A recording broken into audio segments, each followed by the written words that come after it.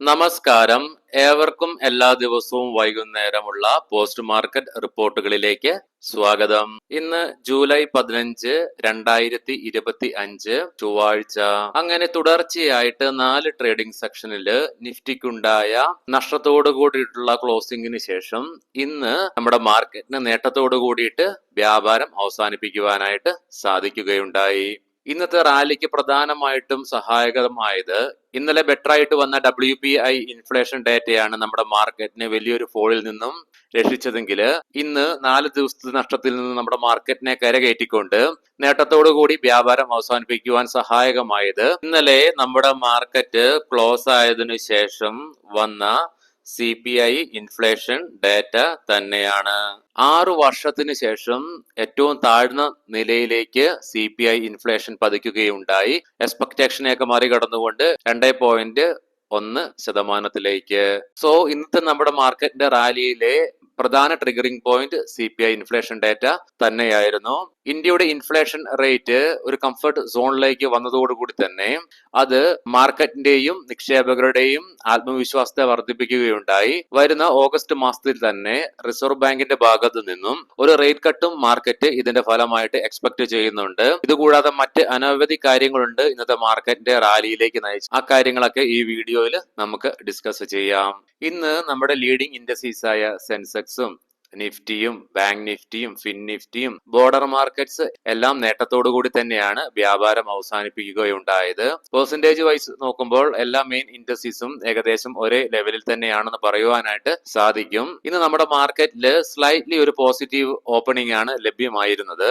ഇന്ന് India market നേട്ടം കൈവരിച്ചപ്പോൾ India Vicks 4.17% ഇടിവ് രേഖപ്പെടുത്തിക്കൊണ്ട് 11.48 എന്ന നിലയിലാണ് ക്ലോസിംഗ് രേഖപ്പെടുത്തിയത്.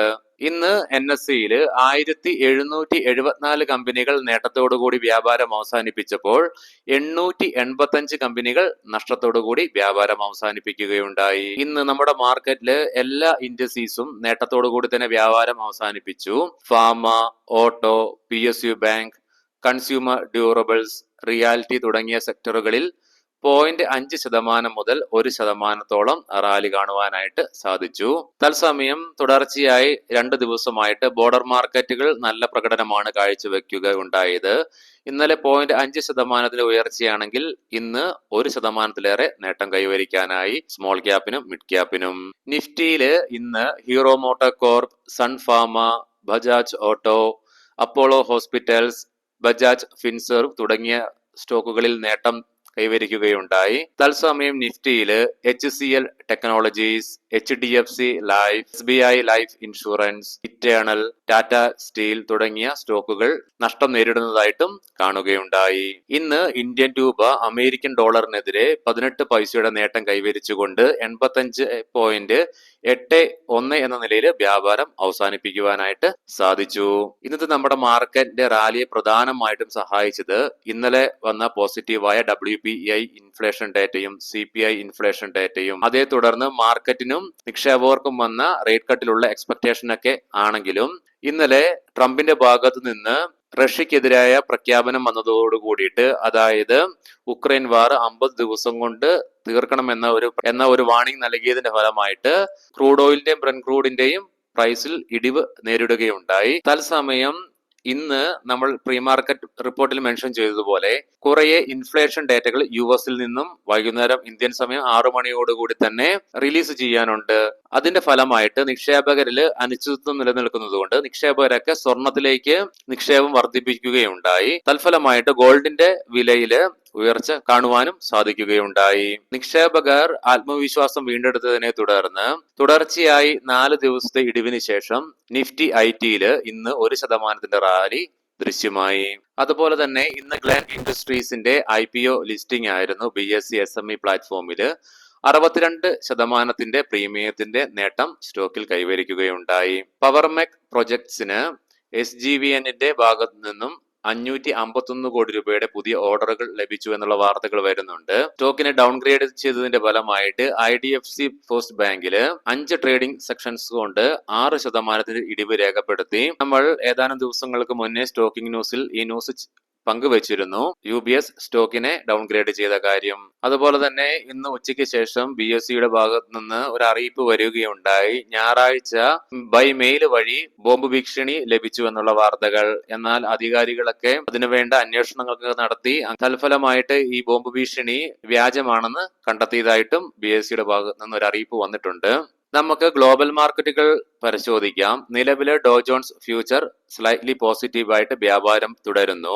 യൂറോപ്യൻ മാർക്കറ്റ്സിൽ ഇന്ന് UK-യില് FTSE 100 stocks record all time high create ചെയ്യുകയുണ്ടായി 9000 എന്ന ലെവൽ മറികടന്നുകൊണ്ട്.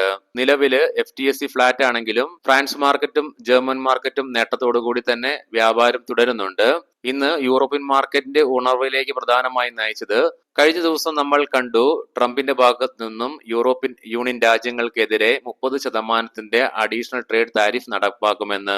എന്നാൽ ട്രംപിന്റെ ഭാഗത്ത് നിന്നും വരുന്ന പുതിയ സൂചനകൾ പ്രകാരം അതിന് ഒരു നെഗോസിയേഷൻ സാധ്യതകൾ വർദ്ധിക്കുന്നു എന്നുള്ള ഇൻഡിക്കേഷൻ വന്നതുകൊണ്ട് അത് മാർക്കറ്റിലും നിക്ഷേപകരിലും ഉണ്ടാക്കിയ ആത്മവിശ്വാസമാണ് ഇന്ന് യൂറോപ്യൻ മാർക്കറ്റ്സിൽ ദൃശ്യമാകുന്നത്.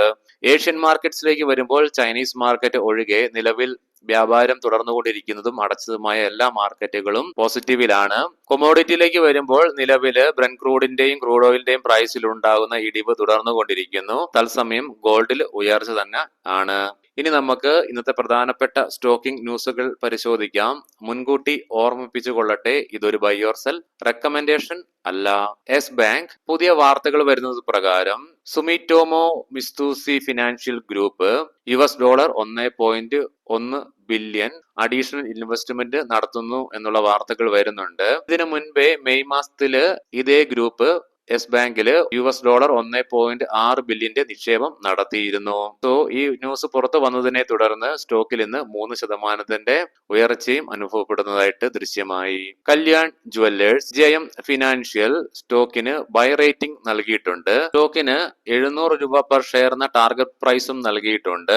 തിങ്കളാഴ്ച അതായത് ഇന്നലത്തെ ക്ലോസിംഗിൽ നിന്നും 19.4% റാലിയാണ് അവരുടെ അഭിപ്രായ പ്രകാരം സ്റ്റോക്കിൽ പ്രതീക്ഷിക്കുന്നത്. റാലീസ് ഇന്ത്യ ഇന്ന് ഇൻട്രാഡേ ബേസിസിൽ സ്റ്റോക്കിൽ 9%-ലേറെ റാലി കണ്ടു. കാരണം 92% ഉയർച്ചയാണ് കമ്പനിയുടെ പ്രോഫിറ്റില് വരികയുണ്ടായത്. നമ്മൾ ഈ ന്യൂസ് ഇന്ന് രാവിലത്തെ പ്രീ മാർക്കറ്റ് റിപ്പോർട്ടിൽ ഷെയർ ചെയ്തിട്ടുണ്ടായിരുന്നു. തേജസ് നെറ്റ്വർക്ക് കമ്പനിയുടെ നെറ്റ് പ്രോഫിറ്റ് ഇയർ ഓൺ ഇയറിൽ കഴിഞ്ഞ പ്രാവശ്യം 77.5 കോടി രൂപയായിരുന്നു. പക്ഷേ ഈ ക്വാർട്ടറിൽ നെറ്റ് ലോസിലേക്ക് അത് മാറി 193.9 കോടി രൂപയുടെ. അതുപോലെ തന്നെ കമ്പനിയുടെ റവന്യൂ 87% ഇടിവും നേരിടുകയുണ്ടായി. തൽഫലമായിട്ട് ഇന്ന് ഇൻട്രാഡേ ബേസിസിൽ സ്റ്റോക്കിൽ 11% ഇടിവ് ദൃശ്യമായി. AWL അഗ്രി ബിസിനസ് കമ്പനിയുടെ നെറ്റ് പ്രോഫിറ്റ് 24% ഇടിവ് രേഖപ്പെടുത്തി. ഈ പറയുന്ന റിസൾട്ടുകളൊക്കെ Q1-ലെയാണ് കേട്ടോ. തത്സമയം കമ്പനിയുടെ റവന്യൂ 20% ഉയർച്ചയും രേഖപ്പെടുത്തുകയുണ്ടായി. അഹൂവാലിയ കോൺട്രാക്ട്സ് DLF-ൽ നിന്നും 2089 കോടി രൂപയുടെ പുതിയൊരു ഓർഡർ കമ്പനിക്ക് ലഭിച്ചതായിട്ടുള്ള വാർത്തകൾ. ICICI Prudential Life Q1 റിസൾട്ടിൽ കമ്പനിയുടെ നെറ്റ് പ്രോഫിറ്റ് 34% വളർച്ച ഇയർ ഓൺ ഇയറിൽ രേഖപ്പെടുത്തിക്കൊണ്ട് 302.08 കോടി രൂപ റിപ്പോർട്ട് ചെയ്യുകയുണ്ടായി. ഏവർക്കും ശുഭരാത്രി നേരുന്നു. നാളെ രാവിലെ പ്രീ മാർക്കറ്റ് റിപ്പോർട്ടുമായിട്ട് കണ്ടുമുട്ടാം. നന്ദി, നമസ്കാരം.